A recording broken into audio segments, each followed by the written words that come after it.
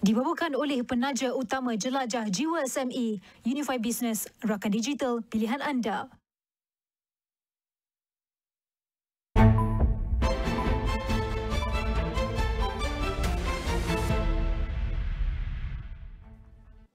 Assalamualaikum dan selamat pagi, anda bersama saya Nabilah Khaleeda dan ini Niaga AWANI. Seperti biasa pada jam ini kita akan berikan laporan berita bisnes kewangan ekonomi dalam dan juga luar negara. Jadi kita mulakan dengan perkembangan ini. Negara-negara anggota ASEAN mungkin dikenakan tarif import lebih rendah berbanding rantau lain. Setiausaha Negara Amerika Syarikat Marco Rubio berkata perbincangan masih lagi diteruskan berhubung perkara itu.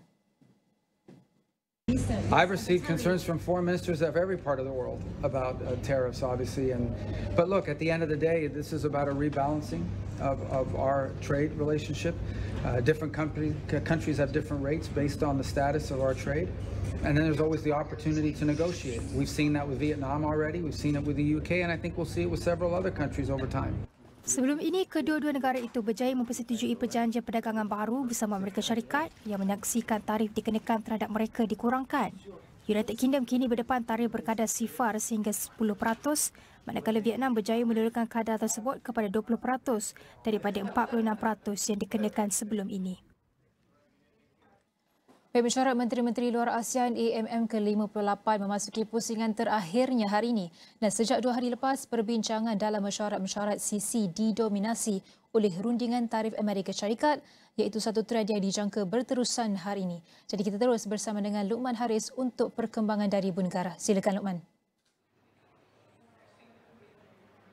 Ya, Nabilah, malah hari ini, hari terakhir ini, terjangka isu seti pelaksanaan tarif ini akan lebih mendominasi agenda kerana hari ini fokusnya adalah dialog dan juga mesyuarat dengan negara-negara luar atau negara-negara rakan yang berada di luar ASEAN. Jika sejak 2 atau 3 hari lepas kita lihat tumpuan sudah tentu diarahkan kepada negara-negara ASEAN, perbincangan dan juga mesyuarat-mesyuaratnya, mereka diutamakan terlebih dahulu. Tapi hari ini kita bermula dengan difahamkan mesyuarat bilateral antara Amerika Syarikat dan juga China dan juga mesyuarat trilateral antara ASEAN, Malaysia dan juga Turki. Juga antara dalam agenda yang penting hari ini, Nabila, adalah forum sidang kemuncak Asia Timur bersama dengan negara-negara Asia Timur dan juga forum serantau ASEAN atau ASEAN Regional Forum yang sebelum ini menyaksikan kehadiran hampir 30 negara, 10 negara ASEAN dan selebihnya adalah negara pemerhati dan juga negara rakan. Jadi hari ini skopnya lebih besar kerana ASEAN hari ini dan juga Malaysia berdialog dan juga bermesyuarat dengan negara-negara luar di mana isu-isu yang lebih berperingkat global dijangka akan mendominasi dan sudah tentu top of the list antara yang terbesar adalah isu pelaksanaan tarif oleh Amerika Syarikat. Lebih-lebih lagi dengan kehadiran Setiausaha Negara Marco Rubio ke sini, kita difahamkan juga semalam Marco Rubio telah pun bertemu dengan Perdana Menteri Datuk Seri Anwar Ibrahim untuk membincangkan sedikit sebanyak berkaitan dengan isu ini. Seperti laporan yang sudah kita mainkan sebentar tadi, Rubio juga semalam memberikan bayangan bahawa tarif yang akan dikenakan terhadap negara-negara Asia Tenggara, negara-negara ASEAN mungkin lebih rendah berbanding negara-negara lain, tapi katanya rundingan masih lagi berjalan. Jadi itu antara isu yang kita jangka akan mendominasi dan juga membayangi perbincangan hari ini melebihi sekadar semua isu yang berada di peringkat serantau. Malah menarik untuk kita lihat bagaimana ASEAN akan berdialog ataupun melihat untuk memperkukuhkan kerjasama dengan negara-negara yang mungkin dilihat tidak menjadi rakan dagang tradisi seperti Kesatuan Eropah. Seperti yang saya umumkan sebentar tadi, akan ada juga mesyuarat bilateral antara ASEAN dengan Amerika Syarikat dan juga ASEAN dengan European Union ataupun Kesatuan Eropah. Jadi dengan latar ketidaktentuan perdagangan global, dengan isu pelaksanaan tarif ini semakin dekat kerana kita hanya ada sehingga hujung bulan ini untuk mempersetujui kadar baru. Menarik untuk kita lihat bagaimana ASEAN ingin mempelbagaikan kerjasama di luar melebihi sekadar 10 negara, melebihi sekadar negara-negara Asia atau negara-negara Asia Timur, tapi mungkin increasingly semakin banyak melihat ke luar, ke Eropah untuk merapatkan integrasi ekonomi, untuk menampan sebarang impak tarif. Kerana kita lihat sekarang ini tak ramai sebenarnya, Nabilah, yang optimistik bahawa kita ada cukup masa untuk mempersetujui kadar tarif yang lebih rendah atau apa yang kita mahukan. Seperti yang kita sedia maklum, Malaysia sebelum ini dikenakan tarif 24%, kemudian selepas lebih 20 sesi rundingan dinaikkan 1% kepada 25%. Jadi mungkin kemungkinan atau kebarangkalian untuk kita berupaya menawarkan sebarang kompromi untuk mendapat tarif yang kita mahukan. Mungkin sekadar 15% seperti yang diramalkan oleh MIDF Research atau mungkin lebih rendah daripada itu, kebarangkaliannya agak tipis. Jadi adil untuk kita katakan sekarang, semua negara di sini sama ada ASEAN ataupun luar sudah pun menyediakan diri mereka untuk kemungkinan bahawa mereka mungkin akan kekal dengan kadar tarif yang diumumkan oleh Presiden Donald Trump beberapa hari lalu. Dalam kes Malaysia ia adalah 25%. Tapi bercakap berkenaan dengan branching out atau mempelbagaikan kerjasama melebihi sekadar apa yang tradisional. Semalam saya sempat membual timbalan Presiden Suruhanjaya Eropah untuk berbincang berkenaan dengan bagaimana integrasi perdagangan antara ASEAN dan EU boleh dimantapkan lagi untuk menampan sebarang impak tarif apabila ia dikuatkuasakan pada 1 Ogos ini. Seperti yang mungkin anda ataupun kita sedia maklum, ASEAN dan EU sehingga sekarang tidak mempunyai sebarang FTA atau perjanjian perdagangan bebas. Kita cuba untuk memulakan rundingan untuk memeterai satu FTA ASEAN-EU pada tahun 2007 tetapi gagal kerana prioriti ekonomi yang sangat berbeza, demografi dan juga komposisi ekonomi negara-negara anggota ASEAN dan EU yang sangat berbeza. Jadi buat masa sekarang EU hanya mempunyai FTA dengan single countries atau 2 negara dalam ASEAN, itu Singapura dan juga Vietnam. Dan saya membual timbalan Presiden European Commission Suruhanjaya Eropah Kaya Kalas berkenaan dengan isu ini di sebalik backdrop tarif yang bakal berkuat kuasa tidak lama lagi. Ikuti sudut tanya. We are 27 countries, whereas ASEAN is 10 or almost 11 now. Then it is also hard to find a common ground. But I think the understanding also in the European Union right now is that we really need to have more trade agreements across the world, more trade relations, not less. We are the ones who are still believing in free trade because it brings prosperity. And that's why we really need to diversify our portfolios. If you have all the eggs in one basket, then it is also maybe easier to really take stock of this. Whereas if you have different trading partners, then it doesn't hurt you as much if one becomes protectionist. Baik, kita lihat semua pihak yang mengambil bahagian dalam AMM kali ini mungkin senada dengan apa yang disebut oleh Perdana Menteri Datuk Seri Anwar Ibrahim tempoh hari dalam ucap pertama beliau, iaitu landasan ekonomi dan juga landasan dasar luar mungkin perlu disatukan, tidak lagi boleh dilihat berasingan dalam mendepani cabaran tarif ini. Jadi fokusnya hari ini dan juga sepanjang 2-3 hari ini adalah itu, Nabilah. Bagaimana kita mungkin forge new partnerships ataupun kita merangka kerjasama-kerjasama baru sebagai persediaan untuk mendepani tarif yang akan berkuat kuasa pada 1 Ogos ini. Sudah tentu secara rasmi tidak ada pemimpin negara di sini yang mahu mengatakan itu secara terbuka kerana mereka ingin dilihat optimistik mampu lagi mencapai sebarang persetujuan dengan Amerika Syarikat, dan mungkin itu benar. Tetapi pada masa yang sama sudah tentu seperti yang orang selalu cakap, Nabilah, kita prepare for the worst tapi kita expect the best dan kita hope for the best. Dan itu nampaknya dominasi itu nampaknya tumpuan perbincangan sepanjang hari ini antara ASEAN, Malaysia dan juga negara-negara luar. Nabilah. Baik, mungkin sedikit satu soalan kalau sempat saya tanyakan. Kita tahu rundingan masih lagi berjalan, Luqman. Tapi adakah penawaran tarif rendah kepada ASEAN oleh Amerika Syarikat ini sebagai satu bentuk, kalau kita boleh panggil sebagai economic statecraft, untuk mengalihkan perhatian ASEAN daripada RCEP ataupun pengaruh ekonomi China? Dan bagaimana dengan trade diversion ini boleh menggalakkan dari segi syarikat ASEAN untuk berpindah ke ASEAN bukan sebab hanya kerana daya saing tapi lebih murah dari segi tarif? Apa pendapat Luqman? Ya, saya menjawab bahagian pertama dulu, Nabilah. Mungkin ada teori yang mengatakan itu kesnya kerana leverage yang dipunyai oleh Amerika Syarikat adalah untuk cuba menarik negara-negara daripada menyertai RCEP. Tetapi pada masa yang sama, apa yang disebut oleh Rubio semalam membayangkan sesuatu yang kita sudah tahu lama berkenaan dengan Presiden Donald Trump, iaitu Presiden Trump adalah seorang yang transactional. Beliau adalah seorang ahli perniagaan, businessman. Jadi pada penghujungnya, kata Rubio semalam, kesimpulannya kata beliau adalah Amerika Syarikat dan Presiden Trump ingin mengimbangi perdagangannya dengan semua negara di dalam dunia. Jadi walaupun mungkin motivasi untuk menarik negara-negara Asia Tenggara atau Asia daripada sfera pengaruh blok China dan Rusia malah. Tetapi pada masa yang sama mereka akan melihat pada angka dan prioriti mereka adalah untuk memastikan defisit perdagangan dapat dikecilkan atau dihapuskan. Dan kita percaya bahawa ini adalah prioriti nombor satu, prioriti number one mereka. Jadi apa yang kita jangka adalah mungkin Amerika Syarikat juga tidak akan terlampau memberikan kompromi kepada mana-mana negara termasuk ASEAN dan juga Malaysia untuk mencapai matlamat RCEP itu. Pada penghujungnya mereka ingin sesuatu yang menguntungkan ekonomi mereka seperti juga semua negara seperti Malaysia dan juga ASEAN. Tapi persoalannya, di manakah kita boleh bertemu? Adakah jalan pertemuan di tengah-tengah itu mampu dicapai? Dan jika tidak, apa perancangannya? Apa plan B? Dan mungkin plan B itulah yang menjadi dominasi perbincangan sepanjang hari ini. Nabilah. Dan kita boleh katakan juga rundingan semasa Amerika Syarikat bersama Malaysia ini adalah sebagai dan ASEAN ini adalah sebagai divide and deal, dan ini kalau boleh kita katakan memanfaatkan kelemahan kesepakatan ASEAN. Jadi bagaimana ASEAN harus bertindak balas terhadap taktik sebegini daripada divide and deal ni?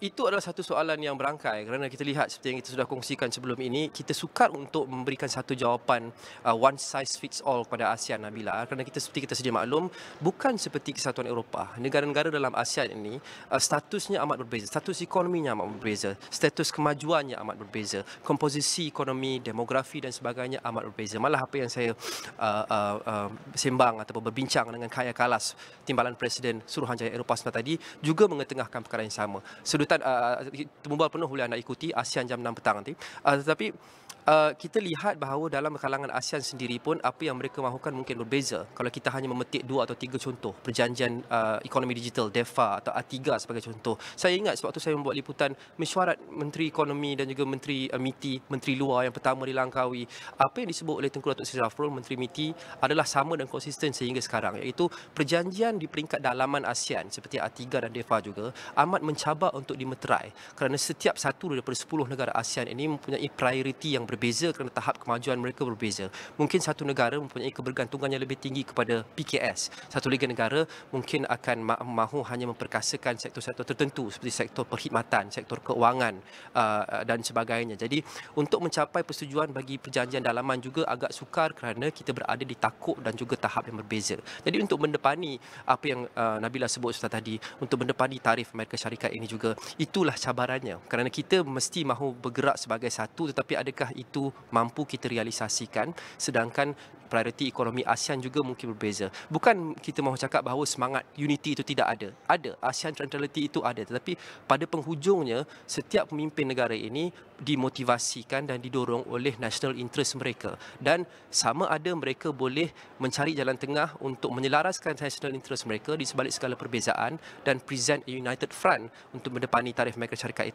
itu hanya kita boleh tunggu dan lihat. Apapun sepanjang 2-3 hari yang lepas, berdasarkan kenyataan-kenyataan yang dikeluarkan oleh pemimpin-pemimpin ini, ia nampak agak optimistik bahawa ASEAN mungkin boleh mengetepikan perbezaan dan juga bergerak sebagai satu. Tapi masih lagi terlampau awal untuk berspekulasi. Tidak siapa yang berani untuk memberikan sebarang ramalan, Nabilah. Apapun apa yang berlaku di sini, apa yang diumumkan atau ditentukan, sebiasa kita akan bawakan di saluran 501 dan semua platform media sosial kami dan juga di astroawani.com. Baik, terima kasih Luqman. Apa pun kita akan nantikan hasil rundingan antara Setiausaha Negara Amerika Syarikat Marco Rubio bersama dengan delegasi di Malaysia. Jadi satu pasukan AWANI masih berada di KLCC untuk bawakan perkembangan terkini sepanjang hari ini berkenaan dengan mesyuarat Menteri-Menteri Luar ASEAN dan dia akan dibawakan dalam semua platform digital AWANI juga.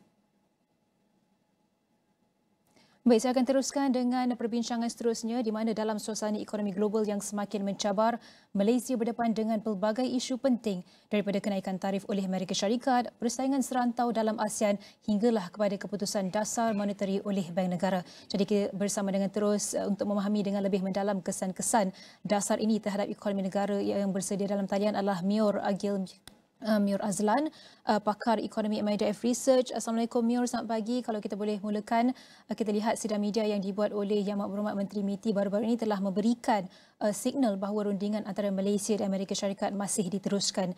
Jadi bagaimana Mior melihat pengumuman yang dibuat oleh Amerika Syarikat ini agak merunsingkan dengan cara pengurusan dasar yang dibuat oleh kerajaan Trump, dan apa rumusan yang boleh Mior kongsikan melihat kepada pengumuman tarif terbaru yang sedikit lebih tinggi berbanding April? Silakan. Okey, selamat pagi dan terima kasih pada pihak AWANI dan Nabilah untuk menjemput saya pagi ini. Untuk menjawab soalan sebentar tadi, bagi saya bagi pandangan saya tarikh 9 Julai adalah tarikh akhir atau deadline yang ditetapkan sebelum ini melibatkan penangguhan 90 hari penguatkuasaan tarif timbal balik oleh Amerika Syarikat. Ianya satu pengumuman yang adil bagi semua pihak supaya tiada yang lebih kurang tertanya-tanya apakah kadar tarif masih kekal pada paras universal 10% ataupun semua negara akan dikenakan tarif seperti yang diumumkan awal bulan April sebelum ini. Jadi surat-surat yang dikeluarkan ini menjelaskan secara tidak langsung tarif timbal balik akan ditangguh bagi tempoh 3 minggu dalam bulan ini, iaitu sehingga awal Ogos nanti. Dan rundingan yang berlaku diharap akan dapat diputuskan sebelum penghujung bulan ini. Ringkas kata untuk soalan ini, saya rasa saya masih optimistik tentang putusan rundingan ini bakal memberi lonjakan positif pada ekspor negara, terutamanya jika kadar tarif dapat diturunkan. Dan melihat kepada kenaikan tarif ini juga yang telah dikenakan kepada beberapa negara jiran Malaysia dan juga di serantau ASEAN, apakah ulasan Mio tentang daya saing Malaysia terhadap kadar baru ini ke atas Malaysia? Mungkin sedikit komentar daripada Mio sendiri. Ya, so YB Menteri Tengku Zafar baru-baru ini juga telah menyatakan bahawa rundingan masih lagi diteruskan. Walaupun tarif yang dikenakan terhadap Malaysia masih telah naik dari 24% ke 25%, beliau menyatakan bahawa perundingan hanya dipanjangkan dan beliau juga merasa optimistik bahawa untuk mendapat kadar yang lebih kompetitif. So pada pendapat saya, kadar baru ini masih di dalam rundingan dengan pihak Amerika Syarikat, di mana kadar ini masih belum final. Maka kita mengambil kadar ini, kita sepatutnya mengambil kadar ini dalam sebagai tanda aras atau benchmark untuk kedua-dua belah pihak menggunakan dalam perundingan antara dua negara lah. Saya melihat beberapa negara ASEAN juga turut terlibat dalam proses perundingan ini juga. Jika kita yang ditetapkan ke atas Malaysia adalah 25%, ianya Indonesia 32%, Thailand 36%, Laos 40%, Myanmar 40% dan Cambodia 36%.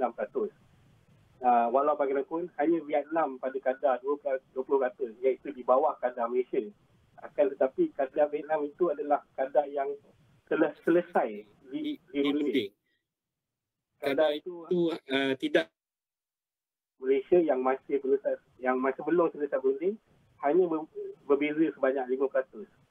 Maka dengan hanya melihat kepada kadar ini, Malaysia masih berada di hadapan negara-negara serantau ASEAN kecuali Vietnam. Maka pada pendapat saya, jika Malaysia berjaya lebih kurang berunding 5% lebih rendah daripada sekarang, kelebihan daya saing Malaysia akan meningkat berbanding dengan negara ASEAN yang lain. Dan berdasarkan kadar yang telah dikenakan kepada negara-negara jiran dan juga Malaysia, Mio telah menyatakan Malaysia akan kekal berdaya saing. Jadi, apa pendapat Mio tentang jangkaan masa hadapan jika kadar tarif yang dikenakan kepada Malaysia kekal kompetitif antara negara-negara ASEAN ini? Okey. Baik, secara keseluruhannya, overall, saya melihat bahawa Malaysia berpotensi untuk mendapat antara kadar tarif akhir di antara yang terendah di serantau ASEAN. Secara tidak langsung memberikan impak positif kepada Malaysia dalam jangka pendek dan medium. Tambahan pula memandangkan peraturan transshipment atau re-export baru Amerika Syarikat yang mengenakan tarif yang lebih tinggi berdasarkan sumber penghalaan semula barangan untuk pasaran Amerika Syarikat. Pada pandangan saya, ini menjadi faktor utama dalam menarik pelaburan langsung asing FDI yang bertujuan untuk memenuhi demand pasaran Amerika Syarikat. Ini bermakna jika Malaysia mempunyai kadar tarif am yang rendah berbanding negara ASEAN yang lain untuk dieksport ke Amerika Syarikat, maka Malaysia akan mendapat aliran masuk pelaburan langsung asing ini, FDI, kerana syarikat ingin mengurangkan risiko rantaian bekalan supply chain yang asal usul tarifnya lebih tinggi. Dan dalam minggu ini juga kalau kita lihat Presiden Amerika Syarikat Donald Trump telah juga menekankan bahawa kemungkinan pihak Amerika Syarikat akan mengenakan cas tarif tambahan sebanyak 10% kepada import dari negara-negara BRICS dan juga rakan-rakan BRICS. Jadi Malaysia sebagai negara rakan BRICS juga berpotensi untuk dikenakan tarif tersebut. Jadi pada pandangan Mayor, bagaimana ia memberi kesan kepada keseluruhan blok ini? Okey. So memetik kepada kata-kata YB Tengku Zafrul bahawa penglibatan Malaysia di platform perdagangan halal seperti BRICS adalah berpandukan kepada kepentingan negara, bukan penjajaran ideologi. Ini menunjukkan Malaysia sebagai ekonomi terbuka. Amerika Syarikat akan masih kekal sebagai rakan ekonomi utama Malaysia dari segi perdagangan dan pelaburan. Malaysia masih berisiko untuk dikenakan cas tarif tambahan 10% kerana ialah partner country. Jika dikira 25% tambah 10%, secara totalnya Malaysia akan dikenakan sebanyak 35%. Jadi ia masih rendah berbanding Laos dan Myanmar sebanyak 40% berdasarkan tarif yang dikeluarkan tempoh hari dan yang terbaru. Akan tetapi negara serantau ASEAN seperti Indonesia, Thailand, Vietnam adalah juga rakan ahli BRICS. Maka secara tidak langsung mereka juga akan dikenakan tambahan 10% tersebut juga. Jadi kadar tarif Malaysia tetap yang terendah antara ASEAN yang lain dan Malaysia masih boleh kekal kompetitif di antara negara ASEAN. Yang terakhir dalam membagikan 2 minit Mio, kalau kita lihat selain perkembangan perdagangan dunia, keputusan Bank Negara nak turunkan OPR pada pengumuman sebelum ini sebanyak 25 mata asas kepada 2.75% adalah untuk memberi sokongan kepada pembangunan ekonomi Malaysia. Jadi adakah ianya menepati jangkaan MIDF Research dan apa komen Mio mengenai keadaan ekonomi negara setakat ini? So, sehingga keputusan dibuat semalam, kami berpendapat tiada perubahan. OPR perlu dibuat kerana keadaan ekonomi negara masih baik. Selain daripada inflasi yang terkawal, saya kira juga ia berlega sekitar 1.4 ke 1.5% dalam masa 5 bulan pertama tahun ini. Kita juga dapati keadaan pasaran buruh juga masih memerasankan. Penggajian juga terus meningkat ke paras tertinggi iaitu menghampiri 17 juta orang dan kadar penyertaan buruh juga dalam paras 70.8%. Semua ini menunjukkan keadaan ekonomi masih dalam keadaan baik. Walaupun ekspor menurun pada bulan Mei baru ini, ianya lebih terkesan disebabkan kelemahan yang berterusan dalam sektor komoditi, khususnya minyak dan gas. Yang terkesan dengan harga minyak mentah yang rendah berbanding tahun lalu. Namun aktiviti ekspor khususnya produk E&E dan minyak sawit masih menunjukkan prestasi yang memperasangkan. Bagi saya, keputusan OPR ini adalah tindakan yang prudent untuk memastikan pertumbuhan ekonomi dapat mengekalkan momentum yang positif. Namun kebiasaan waktu kita lihat kenyataan Bank Negara banyak menekankan keputusan dibuat berdasarkan perubahan data ekonomi. Bagi saya sedikit mengejut bila mana keputusan dibuat walaupun data ekonomi tidak begitu membimbangkan. Secara amnya saya faham tujuannya untuk memberikan sokongan tambahan kepada pertumbuhan ekonomi supaya ketidaktentuan yang timbul disebabkan perubahan faktor-faktor global atau luar negara tidak akan menjejaskan pertumbuhan ekonomi Malaysia di masa akan datang. Dengan keputusan jangka pendek Bank Negara ini semoga dapat memberi kesan jangka panjang dari segi kesejahteraan rakyat dengan pengumuman penurunan OPR sebanyak 25 mata asas ini. Jadi terima kasih diucapkan kepada Mayor Agil Mayor Azlan, pakar ekonomi MIDF Research dan segala perkongsian ini akan kami rangkumkan dalam semua platform digital Astro AWANI. Jadi banyak lagi perkongsian yang akan kami bawakan, namun kita perlu berhenti rehat seketika, kembali selepas ini.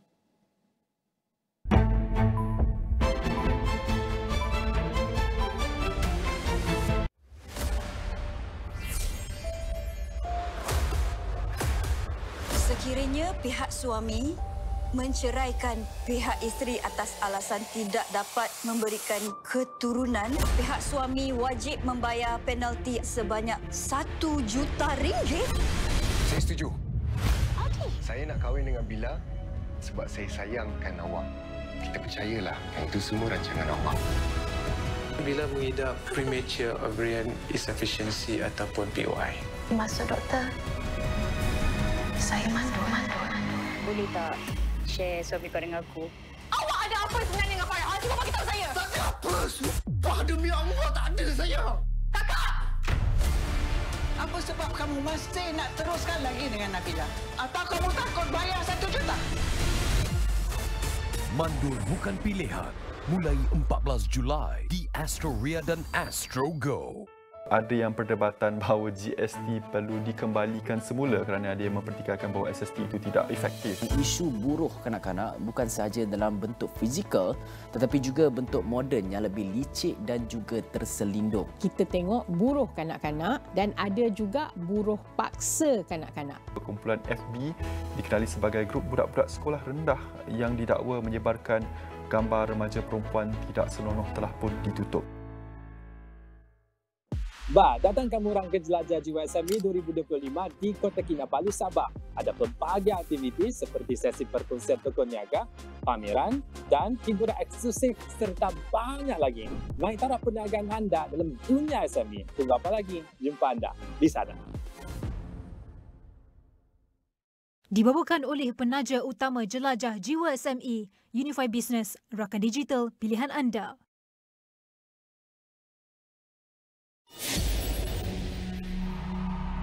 Saya Keluang Man.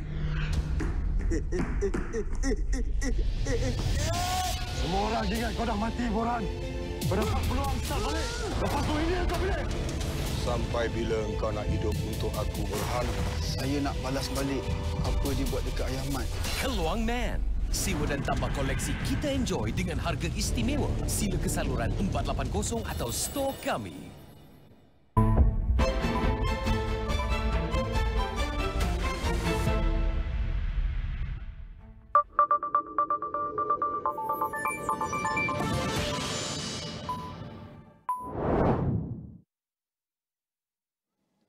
Alright, welcome back to AWANI. US Secretary of State Marco Rubio said the visit to ASEAN is part of an effort to renew US focus on the Indo-Pacific.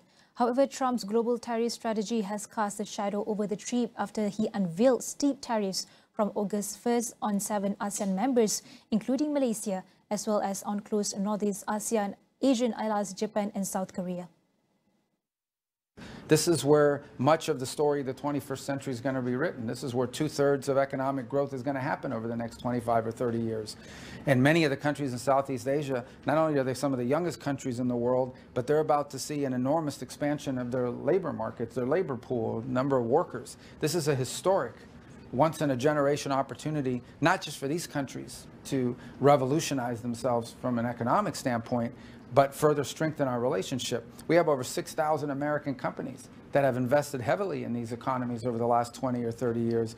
We're not abandoning those relationships. On the contrary, we want to strengthen and build upon them. And there are a bunch of other issues, and certainly trade is part of it. But there are a lot of other issues that we work together on, and we continue to highly prioritize that. The story of the 21st century will be written in the Indo-Pacific. And the countries represented here today, along with others that have joined to be a part of this, represent some of not just important markets, some of the most important partners we have in the world.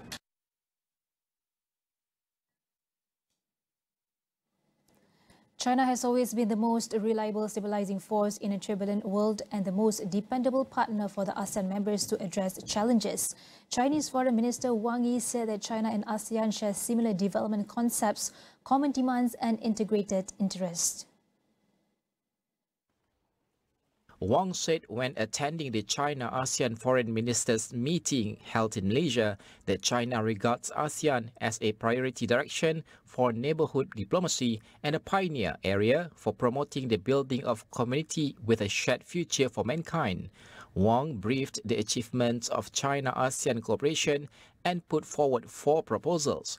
Firstly, to be a model in defending international fairness and justice.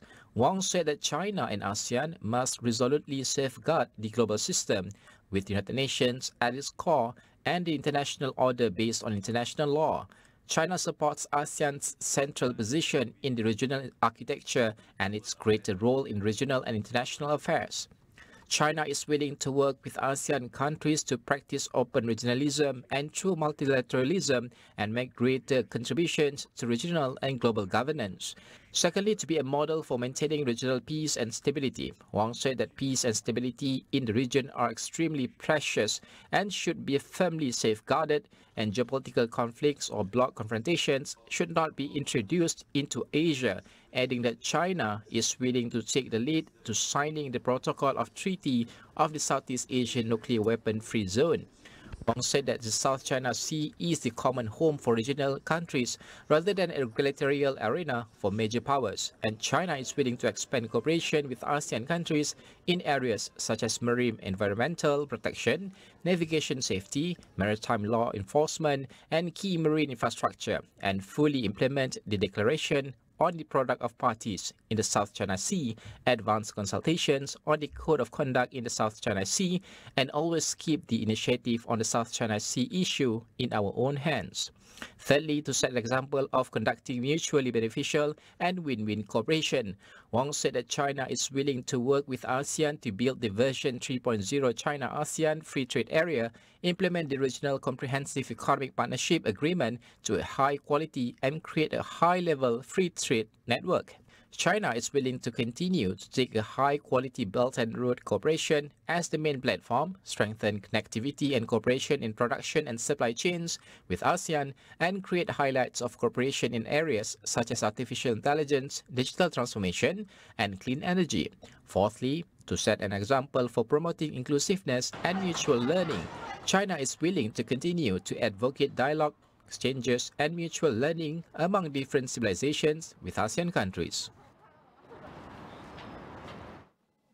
President Luiz Inácio Lula da Silva said he wanted to find a diplomatic solution to US President Donald Trump's threat of 50% tariffs on Brazilian exports, but vowed to reciprocate like for like if they take effect on August 1st. The president is unlikely to announce any retaliatory measures until the tariffs are implemented, said a Brazilian diplomat who requested anonymity to describe internal government debates. In a letter to Lula published on Wednesday, Trump linked the tariffs to Brazil's judiciary launching legal proceedings against former President Jair Bolsonaro, who is on trial over charges of plotting a coup to stop Lula from taking office in 2023 after hundreds of pro-Bolsonaro supporters stormed Congress. Do ponto de vista diplomático, tem várias medidas para ser tomado e Itamaraty vai tomar. A gente pode recorrer ao OIC, a gente pode mandar investigação, sabe, com outros países, cobrando dos Estados Unidos coerência.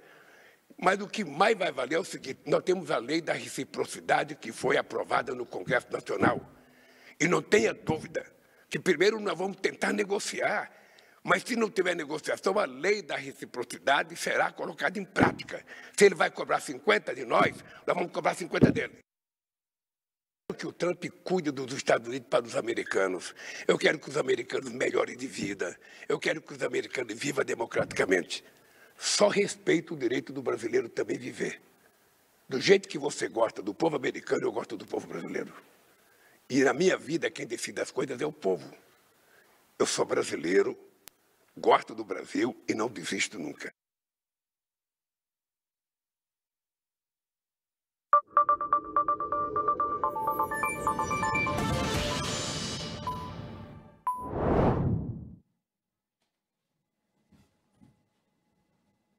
As Malaysia broadens the scope of its sales and service tax SST, businesses across newly affected sectors are facing a pivotal moment. From compliance readiness to cost management, the transition is raising urgent questions, particularly for small and medium enterprises or SMEs and manufacturers already grappling with global economic headwinds. So to help us unpack these developments, we're joined by LANGSUNG, the Deputy President of the Chartered Tax Institute of Malaysia, or CTIM, joining me this morning. Thank you so much for joining me in the studio as well instead of the online session. But if we could start the discussion, if you can shed light to us on how does this newly affected business or sectors is preparing for the compliance, and what support or mechanisms are available to ease the challenges for them? Well, in the first place, the expansion of the SST are going to affect a lot of businesses that are existingly affected, so they will know how to navigate this. For new businesses and new sectors that are newly affected, they have a number of ways to go and address this. First, they can do self-help. They can go to the My SST portal, which is a portal provided by the customs that has got a number of guidelines and FAQs on the implementation of SST. Secondly, if they are still unclear on the guidelines and how to navigate that, they can actually contact the customs. Customs has provided dedicated SST helplines for them to go and call and ask about these questions. And of course, lastly, you have consultants who are readily available out there to go and review their circumstances and how this SST expansion will affect them. But when we talk about SMEs, those small medium enterprises, when they hear about SST and the new SST, it's actually a bit confusing for them. But are there any, exemptions or also thresholds that SMEs should be aware of that can actually avoid them from being taxed unnecessarily? Sure. There are a number of exemptions as well as exclusions, as we call it. As far as SST is concerned, when the government looked into this, the government has actually looked into providing the minimum impact to the man on the street, the rakyat is, for instance. So there are a number of exemptions that has been granted in order to go and elevate or eliminate the possibilities of this impact to the rakyat. First and foremost, we need to go and look into this in two separate issues. SST is a common name that we call sales and service tax, but I don't call it sales and service tax. I call it as sales tax and service tax. The reason being is that these are two completely separate taxes. So that is a fundamental item that we need to be aware of. In terms of sales tax, the biggest issue is that a lot of businesses do not understand that they have exemptions. Sales tax has been granted an exemptions on the purchases by a registered manufacturer so that their inputs do not have any sales tax, and subsequently they only charge sales tax on the one stage when they sell it onwards by the manufacturer. So the first thing here is that if you are a registered manufacturer, the impact to you is negligible because most of your inputs in raw materials, you are entitled to an exemption of sales tax. Secondly, on the issue of service tax, well, we have got 5 areas for service tax expansion. By and large, the impact that 2 areas will have on businesses are that of the expansion of service tax onto financial services, and next is on rental, because most businesses will incur rental. They don't have their own premises. There are still exemptions. The exemptions has been granted to MSMEs who are smaller. They are not going to be subjected to tax. They need to understand they need to go and register in a portal called MyPMK. When they register in MyPMK, the landlord theoretically have to go and check MyPMK. If they are registered under MyPMK, the landlord need not charge them any SST on rental. So that is one fundamental ones that they need to go and understand and need to register as soon as possible. But when it comes to this SST, expanded SST, what or which manufacturing subsectors are actually most vulnerable when it comes to this, and how is this going to be affecting Malaysia's export competitiveness as a whole? I would think that the sector that will be most affected will be the MSMEs, because they are looking at smaller manufacturers maybe who possibly are not liable to be registered. That's number one. And number two, due to their size, they may not be hiring consultants or advisors who can advise them appropriate measures, advise them on the exemptions they are entitled to. So they don't know how to navigate this. So I think the most vulnerable is the micro SMEs. In terms of Malaysians' competitiveness to our exports, I would think that the effect will be negligible because, as I mentioned, you do have an exemptions on the inputs of raw materials to manufacturers. Now, the manufacturers who predominantly exports are going to be larger. They will have on board with them advisors or in-house financial managers who are well versed with the application of sales tax as well as the exemptions that are available. So they can actually get these exemptions. They are not likely to be increasing their prices. So to me, I do not think that will be a significant impact in terms of our export competitiveness. Those are the sectors that are most vulnerable, like you mentioned, MSMEs. But can actually these manufacturers pass, or is it even allowed to pass the added cost towards customers? And also, how is it going to lead to margin compression and also reducing investment? Yeah. The thing here is that the businesses are likely to pass on the cost. If there is increase in the cost of goods sold, they will embed it and increase it.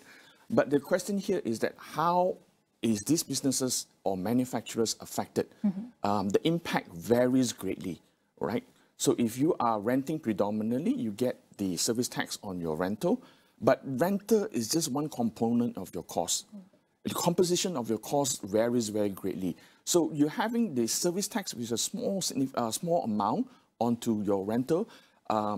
The businesses will have to go and do an impact analysis to see how much is the cost increasing before they pass it on. Now, I would think that if the cost increase is negligible, they will probably absorb it. This will result in margin compression, as you mentioned. But if the impact on the cost is high, and when they do the impact analysis, and they will probably increase the prices. As to how this will increase, I think it will vary from business to business, manufacturer to manufacturer. But are there risks of double taxation or overlapping tax obligations for businesses operating across multiple sectors or perhaps jurisdictions? Sure. Well, in the perfect world, there should not be any tax on tax. But here you are speaking to me instead of a 6-foot hunk with muscular and athletic body frame, right? So there you have. There is always a chance on tax. Sometimes it is a tax on tax by the effect of sales tax crossing over to service tax and vice versa. You cannot eliminate it. I got to go and say that the government has tried their best to do consultation. A lot of areas have been discussed prior. They had actually expected this. But there will be certain areas whereby there will be tax on tax effect. The government is aware of this, and whenever that is identified, the government will try to address this by introducing new exemptions. As you can see, there have been certain exemptions that have been granted subsequently. Some people will term this as U-turn by the government, but sometimes it is necessary because you cannot cover all the areas, and sometimes something surfaces later. That's where the government introduces new exemptions. So that's where you have got an evolving application of sales tax and service tax. I would say this is just part of the start actions for the orang kata reformation of the country's government's actions. But is there a possibility of future SST rate adjustment or perhaps further scope expansions? And how should businesses prepare for such diversions or difficulties? I would think that it is inevitable that we have SST expansion because in terms of SST, we call this as a narrow tax, which means that only selected band of taxes are covered, unlike that of GST or VAT regimes, where we call it as broad-based tax. Now, one of the problems we have, and we are trying to address as a nation, is that we are supposed to broaden our tax base. That's number one. And number two, we need to go and increase our tax revenue in order to go and have a better fiscal position. Malaysia has got one of the lowest tax to GDP ratios. This has been mentioned many times. And SST expansion is just one of the areas that we have to go and implement. Whether we implement it on a gradual basis or we implement it something else, is all to be a matter of policy. But we need to go and broaden the base of what we have in SST right now because it's very narrow. Only selected services are subjected to tax. We have got a positive list instead of a negative list in that of GST. So we need to go and expand that. I think it is inevitable that the scope of SST will be expanded in the future if GST is not brought back in. But we have about 2 minutes left, and looking at the current global geopolitical tensions right now, the rising global tariffs and also domestic cost pressures, let's say if we actually maintain the current SST, what could be the short and also long-term effects towards these manufacturers and businesses? I think I will address this on a more macro basis. People think of the SST as a problem. I would think it is as a solution because when you have the global uncertainties, the tariffs coming in, we need to have a better fiscal position in order to address any uncertainties that comes in. The reason being is that the uncertainties has been shown to be very, very unpredictable. If we don't have a strong fiscal base, we don't have the revenue to cover this, we will not be able to address it. So it is important that we have got a larger revenue base in the form of increase in SST so that we can address any uncertainties that come forward. I would like to say thank you so much to LANGSUNG, the Deputy President of Chartered Tax Institute Malaysia, for helping us understand how this expanded SST could impact the SMEs and manufacturers as a whole. And this is part of the national fiscal reformations that's going to be give a good impact to the whole national organizations as well. So thank you so much again, LANGSUNG, and we can find this whole discussion on all of our social media platforms, and that includes astroawani.com. Thank you very much.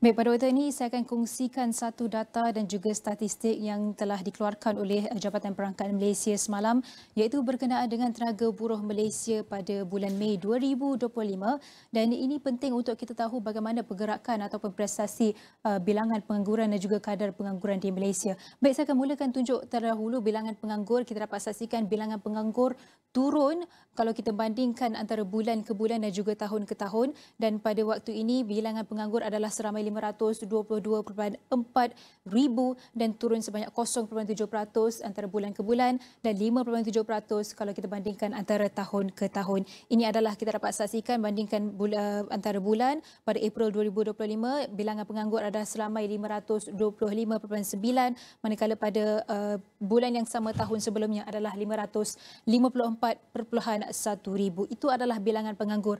Walau bagaimanapun kadar pengangguran kekal pada kadar 3.0%, tidak berubah antara bulan ke bulan, namun kita dapat saksikan perubahan ataupun penurunan kadar itu sebanyak 0.3% kalau kita bandingkan antara tahun ke tahun. Kita dapat saksikan pada Mei tahun lepas, Mei 2024, kadarnya adalah 3.3% untuk kadar pengangguran. Baik, kalau kita nak saksikan pengangguran mengikut kategori, kita dapat saksikan antara penganggur aktif di belah kiri dan penganggur tidak aktif di belah kanan. Pada Mei 2025, penganggur tidak aktif adalah seramai 416.4 ribu, dan kita dapat saksikan menunjukkan penurunan kedua-dua antara bulan ke bulan dan juga tahun ke tahun. Kita dapat saksikan untuk kedua-dua penganggur aktif dan juga penganggur tidak aktif. Namun penganggur aktif yang rajin ataupun orang kata terus-menerus mencari kerja, tunjukkan sebanyak kadar itu ialah 79.7% berbanding penganggur yang tidak aktif yang tidak menunjukkan ataupun tidak berusaha mencari kerja adalah seramai 20.3%. Itu perbezaan antara penganggur aktif dan juga tidak aktif untuk pada bulan Mei 2025. Bagaimana mula dengan penduduk bekerja? Kita dapat saksikan bilangan penduduk bekerja itu meningkat dan sekarang adalah 16.86 juta. Kita dapat saksikan bilangan penduduk bekerja itu meningkat dari segi bulan ke bulan, iaitu 0.3%, menjadikan nilainya adalah 16.82 juta berbanding bulan sebelumnya, dan peningkatan dari tahun ke tahun 2.9%, di mana Mei tahun lalu adalah seramai 16.39 juta. Bagaimana dengan nisbah guna tenaga kepada penduduk pula? Kadarnya adalah 68.7%, meningkat bulan ke bulan sebanyak 0.1% dan tahun ke tahun adalah 0.4%. Dan ini adalah perbandingan kalau kita bandingkan bulan ke bulan dan juga tahun ke tahun. Namun kita nak saksikan juga penduduk bekerja mengikut taraf pekerjaan. 75.1% daripada jumlah penduduk bekerja adalah dalam kategori pekerja, dan kita dapat saksikan, kita bahagikan dalam beberapa sektor di sini. Pekerja itu pada peratusan sebanyak 75.1%, meningkat bulan ke bulan dan juga tahun ke tahun. Namun pekerja yang bekerja sendiri yang ada bisnes dan sebagainya ataupun usahawan adalah sebanyak 18.8%, juga meningkat bulan ke bulan dan tahun ke tahun. Namun majikan yang mempunyai pekerja adalah seramai 3.3% dan pekerja keluarga tanpa gaji adalah seramai 2.8% sahaja. Dan tenaga buruh kita dapat saksikan di sini, kita dapat saksikan peningkatan bulan ke bulan dan tahun ke tahun. Tenaga buruh pada bulan Mei 2025 adalah seramai 17.38 juta dan kadar penyertaan tenaga buruh KPTB pada kadar 70.8% tidak berubah bulan ke bulan dan meningkat antara tahun ke tahun sebanyak 0.2%. Dan ini adalah perbezaan KPTB mengikut jantina. Lelaki mendominasi iaitu sebanyak 83.3% dan wanita 56.4% sahaja. Manakala untuk luar tenaga buruh yang mereka tidak bekerja atas alasan sebagai suri rumah ataupun tanggungjawab keluarga yang menjadi komponen utama pada Mei 2025 adalah 7.18 juta dan meningkat 0.1% antara bulan ke bulan dan 1.8% antara tahun ke tahun. Dan ini adalah pecahan di mana kerja rumah adalah seramai 43.7%, di mana pelajar ataupun mereka yang masih bersekolah adalah seramai 41%. Itu adalah sedikit sebanyak angka berkaitan pasaran buruh Malaysia bagi Mei 2025 dan data ini bukan sekadar statistik tapi juga mencerminkan momentum pemulihan ekonomi negara, tahap keyakinan majikan serta keberkesanan dasar-dasar pembangunan tenaga kerja. Baik, itu adalah data dan juga statistik berkenaan dengan tenaga buruh. Saya akan teruskan dengan perkembangan ringgit untuk setakat hari ini. Kalau saya boleh tunjukkan di mana ringgit itu, baik, saya ubah terlebih dahulu. Baik, untuk setakat hari ini 11 Julai 2025 nilai ringgit itu berada pada paras 4.2545 dan ini adalah kalau kita saksikan perubahan dalam jangka masa seminggu, kita dapat saksikan naik turun yang agak ketara dan di mana nilai yang paling ringgit terendah berbanding dengan $1 Amerika Syarikat adalah pada paras 4.2617 dan di mana nilai ringgit itu paling kukuh adalah pada kadar kita dapat saksikan pada 7 hari bulan iaitu sekitar, kita boleh tunjuk kat sini 4.215. Itu adalah pergerakan nilai ringgit. Jika graf itu menurun, nilai ringgit itu mengukuh dan jika graf itu menaik, nilai ringgit itu melemah. Itu adalah berkenaan dengan nilai ringgit. Dan kalau boleh saya kongsikan terus juga berkenaan dengan prestasi Bursa Malaysia. Kita dapat saksikan Bursa Malaysia itu untuk setakat hari ini pada jam 9.38 pagi. Ia berada pada paras 1,533.79 dan ini adalah angka terkini yang baru update 1,534.02, turun sedikit 0.16% dan 2.50 mata. Kalau kita dapat saksikan dalam jangka masa seminggu, prestasi Bursa Saham Malaysia itu dapat kita saksikan pada awal pembukaan minggu ini pada Isnin ia melepasi paras 1,540. Namun memasuki hari Selasa di mana selepas Presiden Donald Trump mengumumkan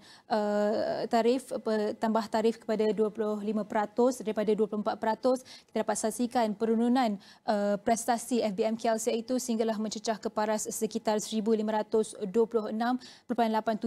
dan ketidaktentuan itu masih berlaku dan pelabur masih mengekalkan sentimen berhati-hati dan inilah sehinggalah hari ini di mana rundingan masih berlaku antara Rubio dan juga delegasi Malaysia dan pada waktu ini sehinggalah menjadikan FTSE Bursa Malaysia KLCI itu adalah sebanyak 1,533.50 dan kita akan terus memantau prestasi kedua-dua ini, ringgit dan bursa dari semasa ke semasa. Itu adalah sikit sebanyak data dan statistik terkini. Saya akan teruskan dengan perkembangan dalam bahasa Inggeris di mana Wall Street indices rose on Thursday with the S&P 500 and the Nasdaq Composite marking close record highs as investors shrugged off President Donald Trump's latest tariff moves, while investors were encouraged by an upbeat forecast from Delta Airlines.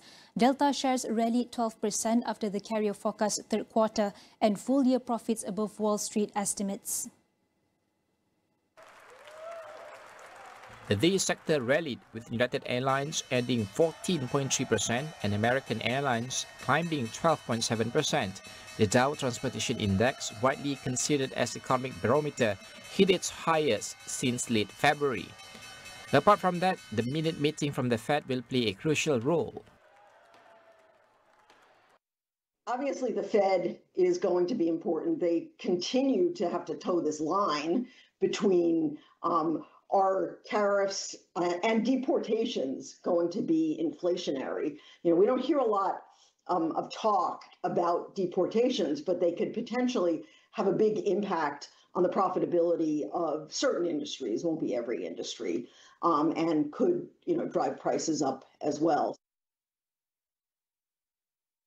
So, the Fed is on this knife's edge between reacting to potentially higher inflation and potentially lower growth. And so I think it's fairly certain that we're not going to see the Fed cut rates at the next meeting, but it's not at all certain to me what will happen in the fall. Initial jobless claims for the week of July 5th came in about 227,000, below the consensus of 235,000 in Reuters poll. The number marked a 7-week low. Older data around holidays such as last week's July 4th can often be volatile. None of the 11 major S&P sectors advanced. All right, now let's break down what's happening in the US stock market. And behind me is the Standard & Poor's 500 index stocks categorized by sectors and also industries. And size presents market cap. And behind me, you can see there's a lot of mix of green and red, where green means gains and red means losses. And I'm going to start with NVIDIA. NVIDIA right now shows green color, which was increased and also up by 0.75%. And the current stock price is 164.10, and that is under technology semiconductors. But the latest updates on NVIDIA, where NVIDIA's CEO Jensen Huang will meet US President Donald Trump at the White House on Thursday, a day before the chip designers had plans to visit China. The meeting with Trump comes as NVIDIA's market value closed above $4 trillion for the first time on Thursday, cementing its status as one of Wall Street's most sought-after stocks. Huang has criticized the export restrictions the Trump administration imposed in April that stopped NVIDIA from selling its H2O chip made for the China market, which he called a springboard to global success. The export curbs cost the artificial intelligence chip maker $2.5 billion in sales during the first quarter, and NVIDIA expects a sales hit of $8 billion in the second quarter. Huang told CNN in June that NVIDIA would no longer include the China market in its revenue and profit forecasts after the stringent US trade restrictions on chip sales to the region. All right, that's NVIDIA, but moving on to Apple. Apple right now shows green color as well, but it was up by 0.60%, and the current stock price is 212.41, and that's under technology consumer electronics. But the latest updates on Apple, where Apple, Visa and also MasterCard have persuaded a US judge to dismiss a lawsuit accusing them of conspiring to suppress competition in the payments network market and causing merchants to pay inflated transaction fees. US District Judge David Dugan in Illinois ruled on Wednesday that the merchants had not provided enough evidence to support their claim that Apple illegally declined to launch a competing payment network to rival Visa and MasterCard. Dugan found that the plaintiffs offered only a slew of circumstantial allegations, but allowed them to amend their lawsuit to strengthen their claims. The defendants had denied any wrongdoing and urged Dugan to dismiss the lawsuit. Apple launched its Apple Pay feature in 2014 as a mobile payment service, allowing iPhone users to store payment card information and make purchases at businesses where the platform is accepted. Moving on to Tesla. Tesla also shows green color as well, which was upped for a significant number by 4.73%, and the current stock price is 309.87, and this is under auto manufacturers, where Tesla will expand its robo-taxi service to the San Francisco Bay Area in a month or two, depending on regulatory approvals, CEO Elon Musk said on Wednesday. And Tesla last month rolled out a test of the long-promised service in a limited area of Austin, Texas, with about a dozen vehicles, a select group of passengers, and many restrictions, including a safety monitor in the front passenger seat. Meanwhile, Grok AI will be available in Tesla vehicles next week, as the latest, the EV maker's CEO Elon Musk said in a post on X Thursday. Musk AI startup xAI launched a Grok 4, its latest flagship AI model, on Wednesday. While Musk had earlier said Tesla vehicles would be equipped with Grok, the billionaire CEO had not shared a timeline. All right, that's the latest updates on US market. We'll be bringing more updates next week, but for now we have to go for a short break and be right back with our colleague Tamina Kausji on Niaga Spotlight.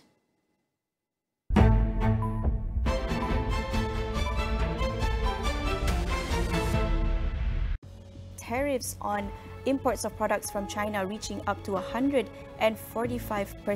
Tariffs on the rest of the world are sitting at 10%, with the potential for reciprocal tariffs to be reimposed within 90 days. Kunjungan rasmi Presiden China ke Malaysia ini menunjukkan komitmen kedua-dua negara untuk meningkatkan hubungan diplomatik ke tahap yang lebih strategik. Top 5 Composer mencari Top 5 Star. Are you ready? Value tu.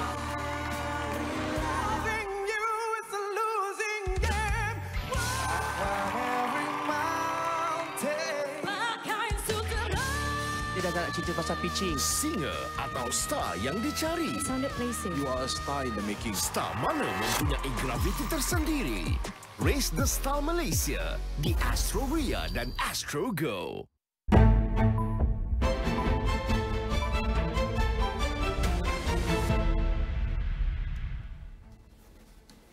Hello and welcome to Niaga Spotlight with me, Tamina Kauschi. Niaga Spotlight takes us through the week in economic analysis and future affairs. Now this week on Future Affairs, we spotlight the topic of Zakat as social capital and empowering undergraduates via elder care.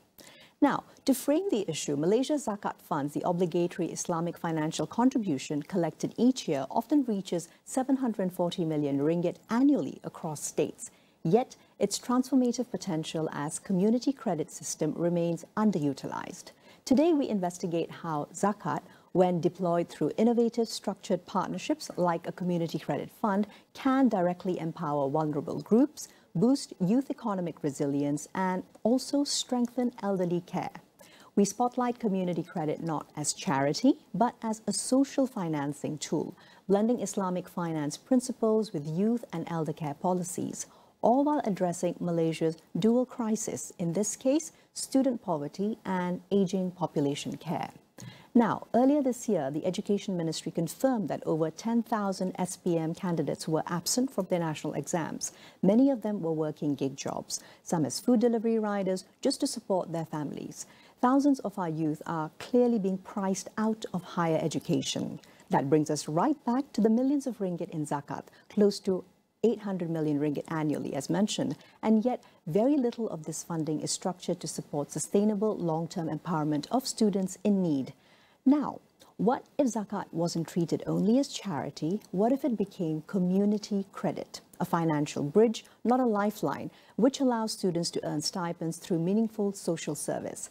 That's exactly what one pilot project is attempting to prove, pairing students from underserved backgrounds with elderly care homes where they serve once a week and receive 10 ringgit an hour in return. This is not a handout, this is earned dignity. And it is a model we could possibly scale. We break down all the details now on Niaga Spotlight with Ahmad Fatin Mohamed Suhaimi, CEO with Yayasan Kuis, as well as Professor Dr. Aishat Muniza, Senior Islamic Finance Advisor with UNFPA Malaysia. A very good morning to the both of you. Thank you for making time. Thank you very much. Thank you very much. Fantastic. So, Sheikh Fatin, if I could get started off by you telling us a little bit more about reframing Zakat, the foundation of it, right? Now, Zakat distribution and contributions are often viewed as transactional. How did Yayasan Kuis re-engineer your role to operate more as a community investment fund? Okay, thank you. Thank you for the question, Tamina. I mean, it's true that Zakat is often seen as a transactional act. Funds are given, needs are met, and that's it. But I mean, at Yayasan Kuis, we were inspired to think it differently. Can Zakat become a platform for service, dignity, and giving lasting impact? So that question came to us. I mean, in fact, through Prof. Aishat Muniza, she brought forward the idea. Can we reimagine Zakat as a form of a community credit, as you mentioned earlier, where students give their time and energy to society, and in return receiving support through Zakat. So we were immediately drawn to that vision. So from that discussion, we began shaping what we call as the Community Credit Fund, which is actually just launched last week in collaboration with the UNFPA Malaysia and funded by MBSP Bank.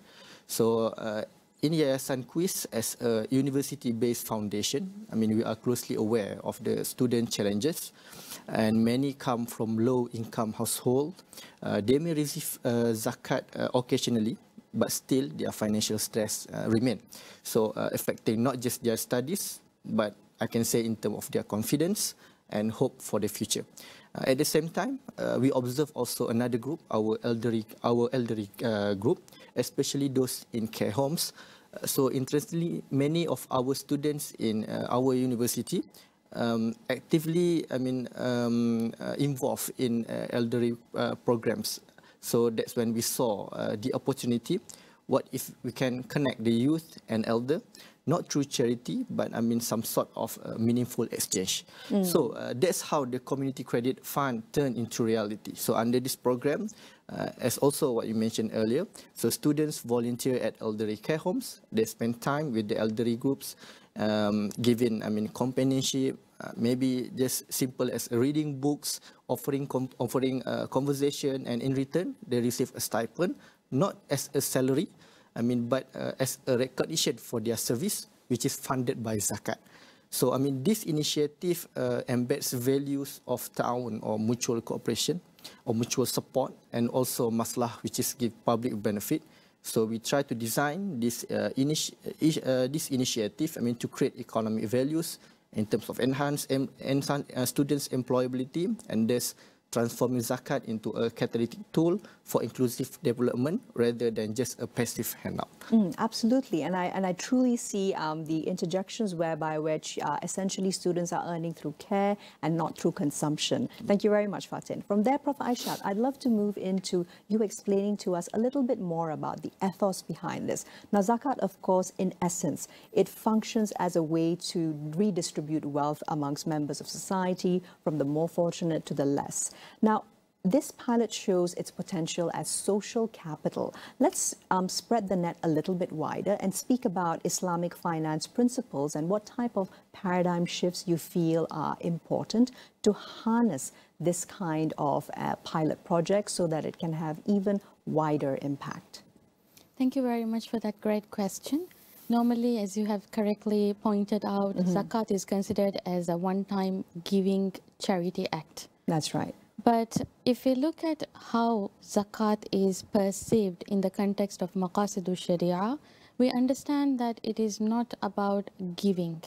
Because if we look at the recipients of Zakat in the Quran, which is our holy book, we find that there are 8 legal recipients mentioned therein. And it's not like strict categories. For example, if we look at Fi Sabilillah category, in the way of helping the religion, in the way of serving the religion, in the way of achieving societal good, we can still spend zakat. And there is no limit to that, whereby we have restricted ourselves and our societies in interpreting it. But actually, we have the liberty to have a wider interpretation in categorizing who can fall under Fi Sabilillah category. So I believe that it's all about interpretation and finding the most deserved recipients of zakat in our societies, because sometimes all our energy is on how much we collect zakat. How much do we get on charity? So that is the shift we need. Why do we have to be so much concerned about how much we are receiving? It shouldn't be the KPI that solely we are concerned about. We should be more concerned about how are we spending the money we have collected as zakat or even charity, and what is the impact we are creating to the society by using those funds as social capital or whatsoever name we may call it. Yeah, absolutely. What I believe is that time has come for us to have better interpretations in terms of aligning zakat and other Islamic social finance tools to the societal needs we have, whether it is about elderly care, whether it is about B40 population, whether it is about not having enough financial products to serve unserved and underserved segments of the population. We still have the liberty to interpret the asnafs or the recipients of zakat in such a way that we should be able to stretch it and serve the community needs. And this is what exactly we are doing by pioneering this community credit fund with the help of a lot of stakeholders. So what I believe is that the kind of paradigm shift we need in this regard is, number one, we should redefine how zakat recipients are perceived. Absolutely. It shouldn't be only focused on faqir and miskin. And secondly, we also need to transform our KPIs of zakat or charity from collection amounts to the impact we create in the society. And the last one which I want to highlight, which is the most important one, is we should not be focusing on giving. Rather than we should be focusing on programs that transforms lives. Our target should be a person who's receiving zakat today should be able to transform their lives for the better and should be a payer of zakat in future. And I think you've actually hit the nail on the head with that, because speaking about economic empowerment and capacity building programs, our statistics show that as of 2022, only about 2 to 3% of Malaysia's total zakat collection actually goes towards that. So this might be a first step, but we do believe that it's going to be a big one that perhaps could show replicable scaled models across states in Malaysia, perhaps. Fatin, I'd like to pick up on a point which Prof. Aishat had mentioned, and talking about the stigma which often surrounds students who do receive zakat. Let's talk about how community credit fund like the one by Yayasan Kuis UNFPA helps to reframe recipients as active contributors back to society, not simply beneficiaries. And what is student feedback insofar telling us about this? Thank you. It's true, I mean, that many students do feel a sense of stigma when they're receiving zakat. So they worry about how others will see them as needy, as dependent. And we know this can, affect their self-esteem, even their willingness to apply for the assistance that they actually need. So from the beginning, we designed the Community Credit Fund to reframe the role of the students, like what you mentioned earlier, which is from a passive recipient to an active contributor. Through this initiative, Community Credit Fund, students, they are not just receiving zakat, they are giving back to the community through social service, engaging with elders and offering their companionship. The stipend they receive is not just a charity, but it is a recognition for their care and commitment. For me, that shift of mindset is powerful. They are not just living, but they are also actively contributor. So, although the first batch of the students will only begin their placement by the end of this July, the early response that have already we received, I think for me is very encouraging. In terms of the selected students have shared with us how proud they are to be chosen, not just to receive support, but to have the chance to serve to the elders. So this kind of feedback for me tells us that the initiative is helping to break the stigma. So students feel more valued, not pitied. And also they feel more empowered and not to be feel dependent. And that's exactly what we hope for this Community Credit Fund, for which is to use zakat in a way that restores dignity, builds character, and strengthens the spirit of community service. And also the students are very importantly receiving training, they are being evaluated, and they will actually be able to put the service hours that they're putting towards elder care into their CVs as work-related experience, right? So that also fundamentally ties back into enhancing the Maqasid al-Sharia perspective too, for intellect, for life, for dignity. Moving deeper into that, Prof. Aisha, can I ask you about the fact that, so Malaysia, of course, channels billions into Islamic finance, but it's rarely positioned as a formal development mechanism. What opportunity do we have now at this juncture in 2025 to have this as an evaluation, to have zakat, wakaf, infaq and all to be integrated into national human capital policies? Perhaps it's a missing dimension and what can help to catch up everyone who's been left behind, right? Yeah.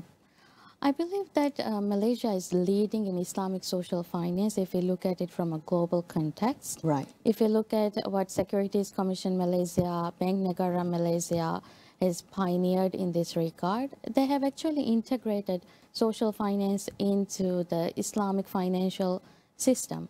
For instance, if you look at Bank Islam Sadaqah House, it is a very good initiation by the bank, which shows that it's not about Islamic commercial finance that always should be considered or in forefront when it comes to a commercial financial institution. And today, globally, the Sadaqah House initiative has been acknowledged. For example, in the Maldives recently, the central bank has initiated again a similar kind of a model, whereby even in the Maldives, there is a framework whereby you have to have Islamic financial institutions dealing with Islamic social finance sector as well. So what I believe is that the overall framework to integrate Islamic social finance to Islamic commercial financial institutions are found in Malaysia.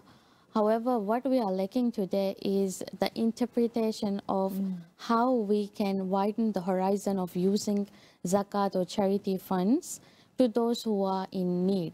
I believe that if we were to have a better output in terms of deploying zakat money, the best way would be we have to come up with a proper strategic plan to find the most deserved recipients, to do a need assessment, and to ensure that the aid through charity mechanisms, through zakat mechanisms are delivered to the most needy in our society without them asking for it. Because currently the trend is, whether it is for educational purpose, health purpose, or whatever the purpose, the asnaf is the one who should come forward and declare themselves as asnaf, and then only there will be an assessment carried out to see whether they are eligible to receive this assistance or not. Correct. So what I believe is, at national level, what we have to focus right now is finding the most deserved recipients, invest on that, and once we identify who are the most deserved recipients, the aid through zakat and charity must be delivered to them without them asking for it, and that would be the day where we could transform people's lives and ensure that zakat has achieved its maqasid sharia.